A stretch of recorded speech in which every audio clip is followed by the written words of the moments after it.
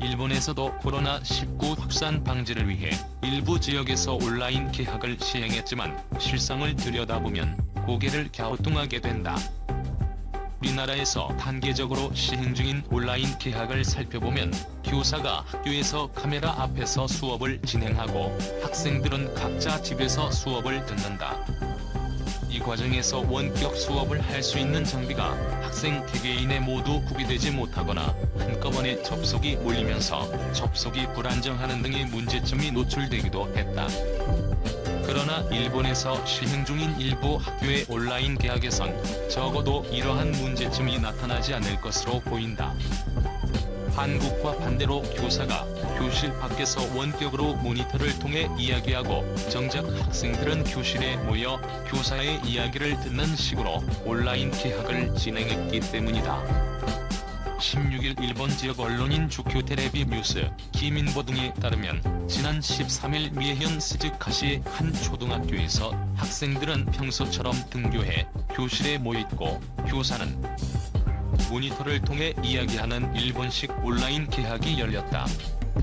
스즈카시 내 초등학교 30곳, 중학교 10곳이 정보통신기술 환경 정비에 따라 전자칠판 기능이 있는 프로젝터를 활용해 개학식을 한 것이다. 학생들은 마스크를 착용하고 교실에서는 창문을 열어 환기를 시켰다. 또 새학년으로 올라가서 바뀐 반대지 현황도 학생들이 모이는 것을 막기 위해 게시판을 이용하지 않고 학생들에게 각각 종이에 적어서 알려주었다. 학교를 결정하지 못하던 스즈카시는 개학식 다음 날인 14일에서야 16일부터 다음 달 6일까지 임시 휴교를 발표한 것으로 알려졌다. 와카야마현의 일부 학교에서는 지난 13일 입학식이 진행됐다. 학생들은 마스크를 쓴 채 등교 후 TV 모니터를 통해 교사의 설명을 들었다. 각 학교는 14일부터 다시 임시 휴교에 들어간 상태다. 우리 교육부가 학사 일정에 더 큰 차질을 막기 위해 온라인으로 개학을 실시하고 원격 수업을 진행한 이유는 학생들이 학교에 모였다가 각 가정으로 하교하는 과정에서 코로나19가 확산하는 것을 막기 위함이었다. 초유의 사태이자 가보지 않은 길이었기에 곳곳에서 미비한 점이 나타났지만 적어도 학교를 통한 코로나19 감염을 차단하는 데 성과를 거둔 것으로 보인다. 싱가포르는 코로나19 확산 초기 방역에 성공했지만 최근 개학을 강행했다가 유치원에서 집단 감염이 발생하는 등 다시 확진자가 급증하자 일주일에 한 차례 재택 수업을 하는 것으로 한 발 물러섰다. 일본의 이상한 온라인 개학에 누리꾼들은 아이들은 감염 위험에 노출시키고 교사는 안전한 장소에서 수업하는 것인가 등의 지적을 하고 있다. 차기 총리를 노리는 기시다 후미오 자민당 정조 회장의 앞길엔 먹구름이 드리웠다. 그는 경제대책의 핵심인 현금 지급과 관련해 대상자가 너무 적다 등의 당내 불만에도 아베 총리와 보조를 맞추는 모습으로 일관했다. 지난 3일 아베 총리와의 회담 직후 당초 수입 국감 가구당 20만엔 안을 인상해 30만엔으로 결정했다고 언론에 밝히며 아베 총리가 좀 찍은 후계자 이미지를 부각했다. 그러나 아베 총리가 지난 16일 갑작스럽게 1인당 10만엔 일률 지급으로 뒤집어버리면서 체면을 구겼다. 이 과정에서는 공명당과 니카이 도시히로 자민당 간사장의 역할이 컸다. 당초 1인당 10만엔 일률 지급을 주장했던 공명당은 정책 결정 과정에서 배제됐다. 그러나 니카이 간사장이 14일 10만엔 일률 지급에 대한 검토 입장을 밝히고 이를 계기로 야마구치 나스오 공명당 대표가 15일 아베 총리와의 회담에서 열린여당 이탈도 불사하겠다는 강경한 입장을 전달했다. 니카이 간사장이 움직인 배경에는 올가을 당인사를 앞두고 기시다 정조 회장 견제에 나선 것이란 해석이 많다. 아베 총리가 지난해 가을 당인사에서 기시 정조 회장을 간사장으로 기용하려다 니카이 간사장의 반발로 포기한 바 있기 때문이다. 이처럼 아베 정권 시기 총리 관저의 결정이 자민당과 공명당의 반발로 뒤집힌 사례가 거의 없었다는 점에서 아베 총리의 구심력이 저하됐다는 평가가 나온다. 신종 코로나 바이러스 감염증의 최대 피해 지역인 유럽에서 지도자들의 국정 지지율이 사상 최고 수준을 기록하는 현상이 나타나고 있다. 이는 신종 코로나에 대한 두려움 속에서 일단 지도자와 정부가 내놓는 대책을 지지하고 따르는 결집 효과에 따른 것으로 보인다고 뉴욕타임스가 15일 보도했다. AIT에 따르면 2017년 당선 이후 지지부진한 국정 지지율을 보여온 프랑스 에마뉘엘 마크롱 대통령은 처음으로 50%가 넘는 여론조사 결과 성적표를 받았다. 독일의 앙겔라 메르켈 총리의 지지율은 무려 79%까지 올라 80%에 육박했다. 또 13%라는 세계 최고 코로나 치사율을 보이고 있는 이탈리아에서도 주세페 콘테 총리 지지율은 71%를 찍었다. 집단 면역 실험으로 세계적 논란이 됐던 덴마크의 메테 프레드릭센 덴마크 총리의 지지율도 79%까지 올랐다.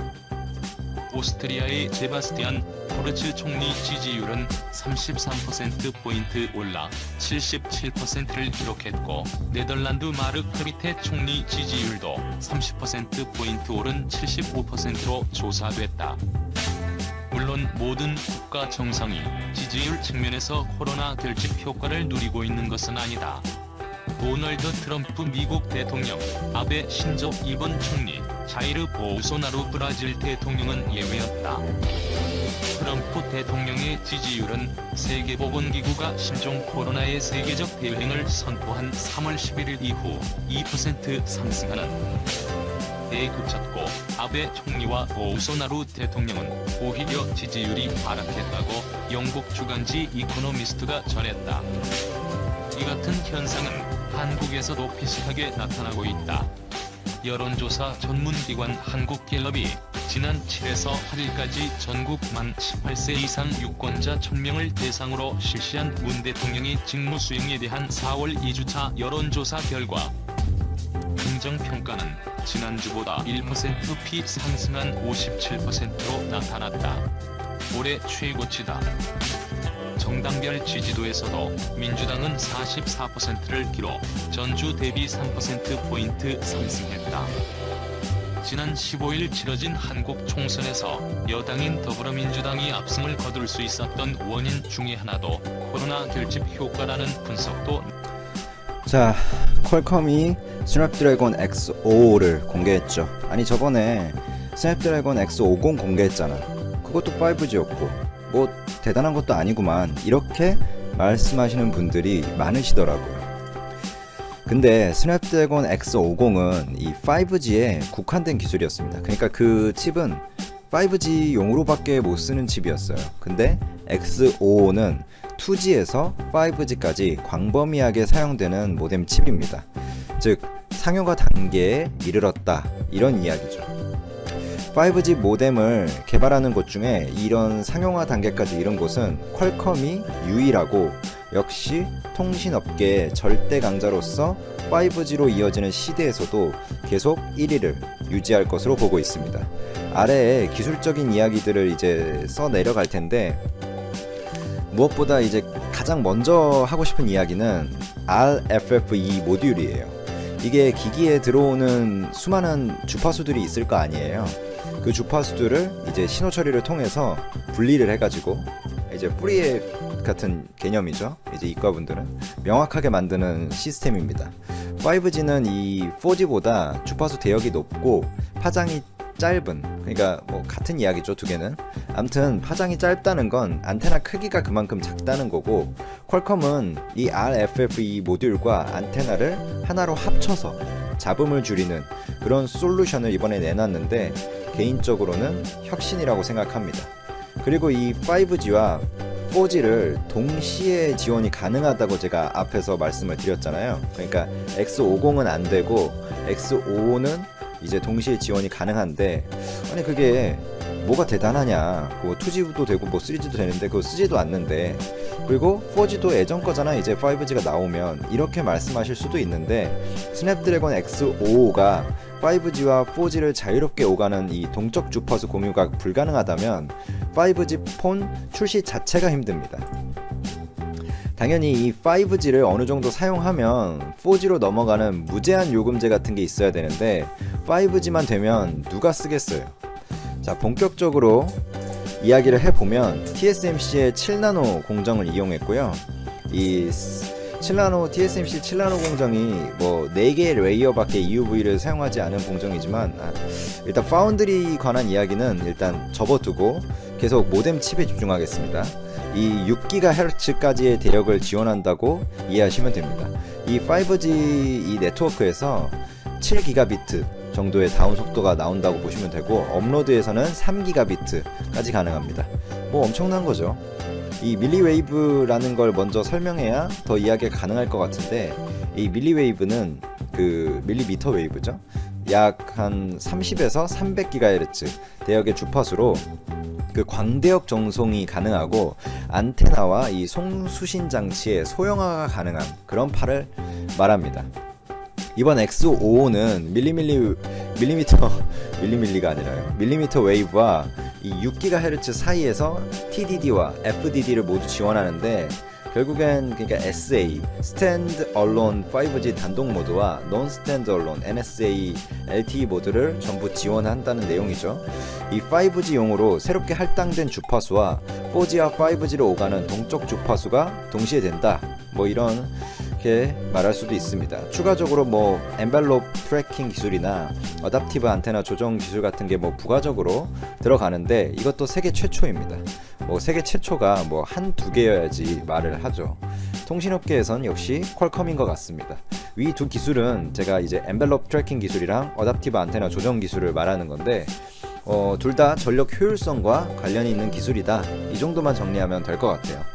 또한 여러 기사에서 이제 보셨을 텐데, 이번 X55는 그냥 그 스마트폰에만 되는 게 아니라 스마트폰 전용 5G 서비스가 아니라요, 뭐 모바일 핫스팟, 태블릿, 심지어는 그러니까 자동차용 어플에까지 이제 적용이 됩니다. 말 그대로 세계 최초의 진정한 상용화 5G 모뎀 칩이다, 이렇게 볼 수가 있는 거죠.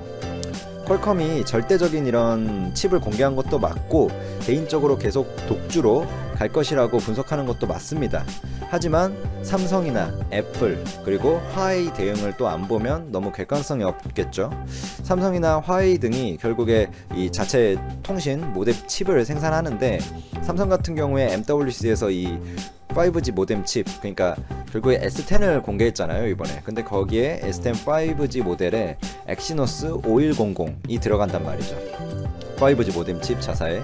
또한 이 시스템 LSI 전무가 전년도 4분기 실적 컨퍼런스 콜에서 5G 모뎀에서는 우리가 이제 퀄컴과 2강을 달릴 것이다 라고 말하기도 했습니다. 화웨이는 이 5G 모뎀 칩 발롱 5000을 탑재한다고 일단 하죠. 애플 경우에는 아직이지만 자체 모뎀 칩의 개발 부서에 대한 배치를 완료했습니다. 미디어텍은 올 2분기부터 M70이라는 5G 모뎀 칩을 양산할 예정이고요. 자, 이런 이야기를 보면 나름의 회사들도 뭐 일정 비율 자사의 모뎀 칩을 개발하려고 하고 있고, 하지만 그런 모뎀 칩들은 그 수준이 X50 수준이거든요. 근데 이 X55의 발빠른 퀄컴의 공개는 타 5G 모뎀 칩, 이런 어떤 자사의 모뎀 칩을 넣거나 개발하는 회사들에게 역시 퀄컴이 1위구나 라는 생각을 이게 심어주는 또 하나의 뉴스였다, 이렇게 볼 수 있을 것 같습니다. 2017년 기준으로 이런 통신 칩 시장의 절대 강자예요. 퀄컴은 2018년도 크게 다르지 않고요. 시장 점유율이 1위가 33%를 퀄컴인데 2위 인텔이 10%도 안 돼요. 6% 수준입니다. 그러니까 퀄컴이 거의 여기서는 뭐 꽉 잡고 있다, 독주를 하고 있다, 이렇게 봐도 무리가 없는 거죠. 삼성도 그렇고 화웨이도 그렇고 자체 칩을 어떻게든 해보면서 그런 거를 극복하려고 있지만, 사실상 개인적으로 역부족이라고 보고 있고요.